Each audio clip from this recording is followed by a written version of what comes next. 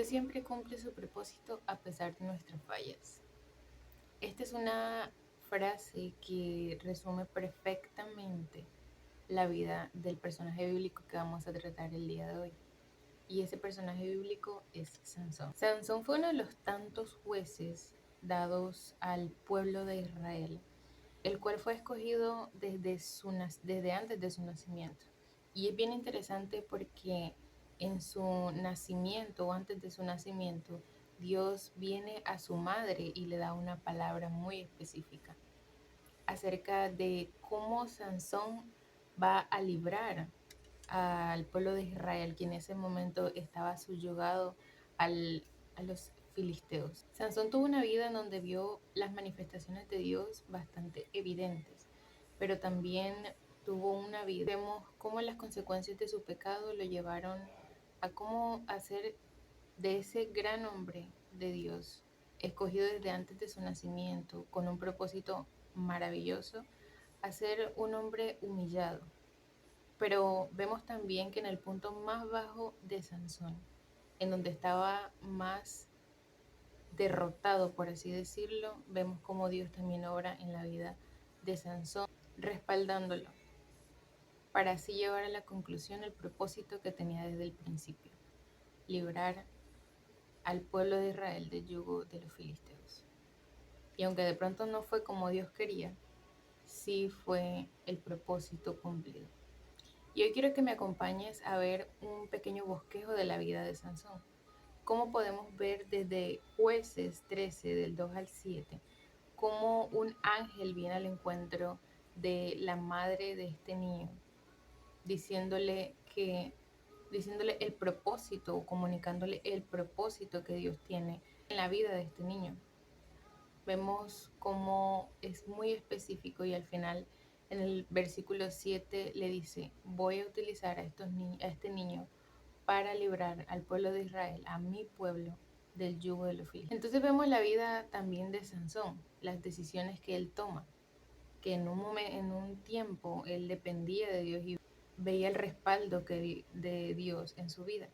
Pero también vemos las malas decisiones que tomó Sansón. La mayoría fueron hechas en su juventud.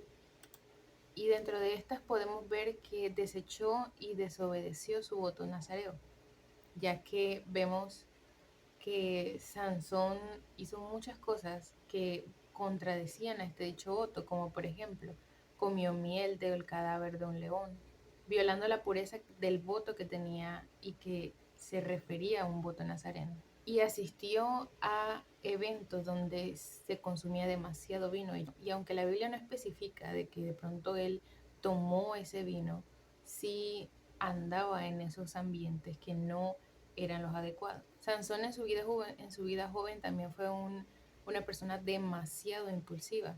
Lo vemos cuando decide casarse con una mujer filistea, una mujer que no era de su mismo pueblo. Asimismo vemos cómo atacó a unos filisteos por una venganza propia. Y así vemos cómo este Sansón, que veíamos cómo Dios se manifestaba a través de su fuerza para cumplir el propósito por el cual había sido creado, va perdiendo su rumbo. Y llegamos a la etapa de la vida de Sansón en donde conocemos a un personaje que lo llevó a su declinación, a su caída. Vemos que este personaje se introduce en la vida de Sansón en un momento en el cual estaba bastante apartado del propósito original por el cual Dios lo había creado. Y vemos en la introducción de este personaje como su caída, porque es quien lo traiciona y quien lo entrega a los filisteos, en un motín preparado justamente con anterioridad para hacerlo caer. Pero aún en medio de ese motín preparado para hacerlo caer, también vemos la misericordia de Dios en la vida de Sansón cuando al momento de su muerte es quien lo respalda y acaba con la vida de varios filisteos, aún cumpliendo su propósito. Y viendo la vida de Sansón podemos hacernos varias preguntas para entender la perspectiva. Y una de ellas es por qué Dios escogió a Sansón como juez. Si la figura de un juez que tenemos en nuestra cabeza puede ser completamente distinta a la que vemos reflejada o la actitud o las características que tenía Sansón. Y esto nos habla acerca de la soberanía de Dios, de cómo Dios escoge a personajes o a personas con distintas habilidades para así cumplir su propósito. Otra de las preguntas que nos podemos hacer es, ¿cuál era el ministerio de Sansón? Porque muchas veces podemos confundir o pensar de que un ministerio simplemente es el que profetiza o el que canta o el que acompaña al sacerdote, pero el ministerio de Sansón era justamente el propósito que Dios había delegado para su vida desde antes de su nacimiento, y era la destrucción de los filisteos. Vemos que también una de las grandes debilidades que tenía, una de las grandes debilidades en el carácter que tenía Sansón era su parte relacional. ¿Cómo afectaron las relaciones que este personaje tuvo alrededor de su vida en su propósito y en su caminar? Y es que las relaciones en las que Sansón se vio envuelto lo desviaron totalmente de su propósito. Eso vemos y eso nos evidencia una falta en su carácter.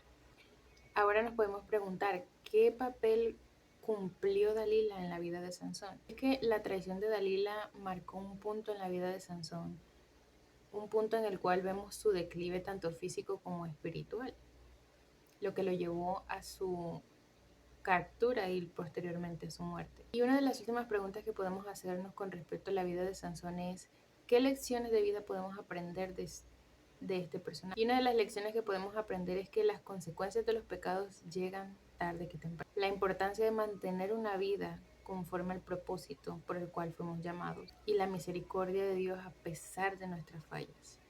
Esto nos lleva a aprender algunas verdades bíblicas acerca de la vida de Sansón. Y quisiera enumerarlas de la siguiente manera. Número uno, la misericordia de Dios a pesar de nuestras fallas. Una de las verdades bíblicas que podemos ver en la vida de Sansón es el cuidar nuestro ministerio, el cuidar el ministerio que Dios nos ha entregado a nuestras manos, cosa que Sansón no hizo y lo descuidó por distracciones que tuvo, que él permitió que entrara. A través de la vida de Sansón también podemos ver las consecuencias a través de consentir las tentaciones. De la vida de Sansón también podemos aprender que es importante consultar a Dios antes de tomar una decisión. No ir a Dios con una decisión tomada y preguntarle si es correcta o incorrecta, sino ir a Dios consultándole, Señor, esto que está pasando en mi vida, necesito tomar una decisión, ¿tú qué piensas al respecto? Y como último, podemos aprender de la vida de Sansón que es depender siempre de Dios y no de nuestras fuerzas. En algún momento Sansón dejó de depender de Dios y comenzó a confiar en sí mismo y en sus fuerzas, y eso fue lo que lo llevó al declive. Una de las características más sobresalientes de la vida de Sansón fue que Dios tuvo misericordia a pesar de todas las fallas que él le cometió, a pesar de que él abandonó el ministerio para el cual Dios lo había llamado y a pesar de distraerse del propósito que Dios le había dado. Fue esa misericordia que Dios tuvo con él durante toda su vida hasta el final de esta. La historia de Sansón es una historia de redención, donde Dios nos enseña que aunque Sansón tomó sus malas decisiones y vivió las consecuencias de sus propios actos, Dios lo escuchó en su momento de más angustia, de terror, le respondió y aún a pesar de sus fallas, Dios cumplió el propósito para el cual Sansón había sido creado. La historia de Sansón es, a grosso modo, una lección de cómo no debemos comportarnos en la mayoría de su historia. Pero también podemos ver comportamientos de admirar y de imitar en la vida de Sansón, como lo son el depender y confiar en Dios. Y eso lo podemos ver reflejado en la palabra en los últimos momentos de Sansón, cuando sabía que no tenía fuerzas, pero sabía que sus fuerzas, sus mayores fuerzas venían de Dios. Por eso la historia de Sansón nos enseña y nos instruye a confiar en Dios y depender que nuestra vida se esté cayendo literalmente a pedazos.